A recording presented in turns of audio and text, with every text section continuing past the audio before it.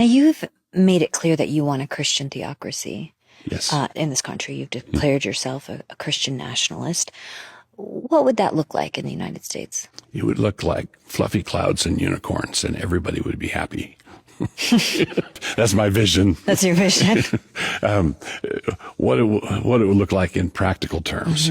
I would want basically the same constitutional framework that we have now.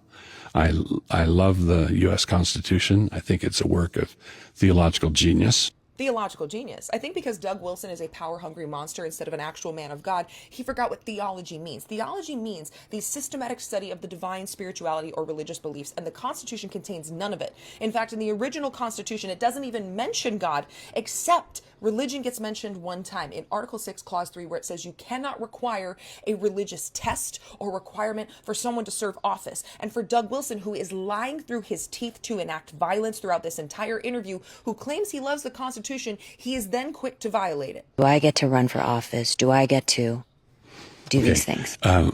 Holding in this hypothetical.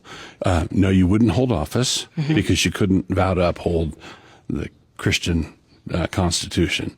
He immediately violates the Constitution that he loves so much. And the Bill of Rights, the very First Amendment, says that Congress shall enact no law in regards to religion or the practice thereof. And when Thomas Jefferson broke this down for the Danbury Baptists to make them understand that they would not be religiously persecuted as a religious minority at the time, he said that Congress would not just not found a national religion, they wouldn't show favoritism to a religion. For all these people who claim they love the founding fathers, they did not read their work. The Treaty of Tripoli says explicitly that this government was not founded on Christian beliefs. They are using an excuse to seize power and to demonize everyone they deem less than, which is women, which is people of color, which is religious minorities, which is the LGBTQ community, and they want to say that God sanctified their action. The only thing more dangerous than a tyrant is the one who says that God gave him the right to do so. Take this seriously, but combat this idea that we were built on Christian principles. We're not a Christian nation, but understand that they will use that excuse if you do not fight back to strip all of us of rights